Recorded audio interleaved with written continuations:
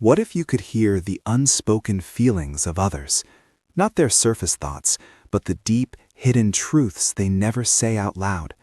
This is the story of Alex, a simple stickman who felt like a ghost in his own life, surrounded by people, but always feeling utterly alone. One Tuesday, while walking through a crowded park, it happened. A low hum started in the back of his mind. He passed a young couple holding hands, and a whisper that wasn't a whisper echoed in his head. "I'm terrified you'll leave me." He looked at a man staring blankly at a fountain and heard a silent scream of pure exhaustion. "I don't know how much longer I can do this." It wasn't their thoughts, it was the raw emotion behind them. At first, it was terrifying. Then a slow, creeping sense of power began to bloom in his chest.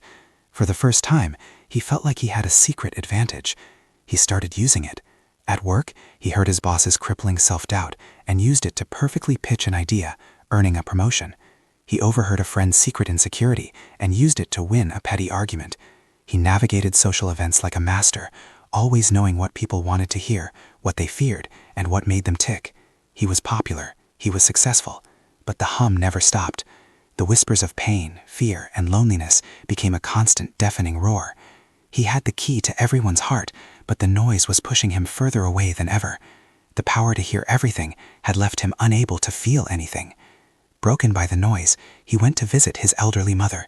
She was a quiet woman, and he braced himself for the usual feelings of loneliness or disappointment he expected to hear from everyone else. She just smiled, patting the seat next to her.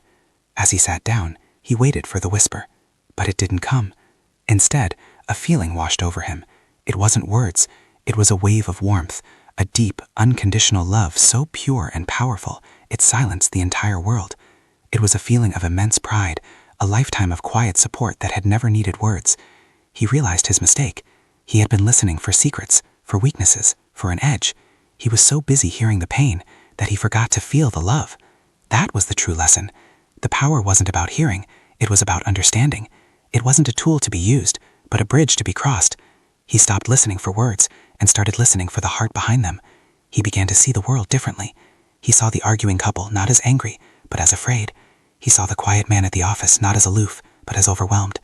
He learned that behind every harsh word, every cold shoulder, every angry outburst, there was a hidden feeling just waiting to be understood.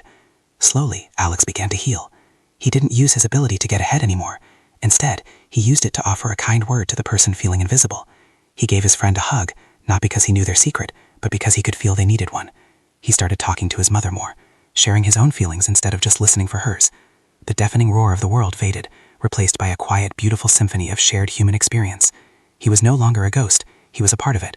He learned that the greatest connection doesn't come from knowing someone's deepest secrets, but from having the courage to show them your own. The power wasn't a gift to hear others, but a lesson in how to listen. So, what if you didn't need a special power to do that? What if you just had to decide to truly listen?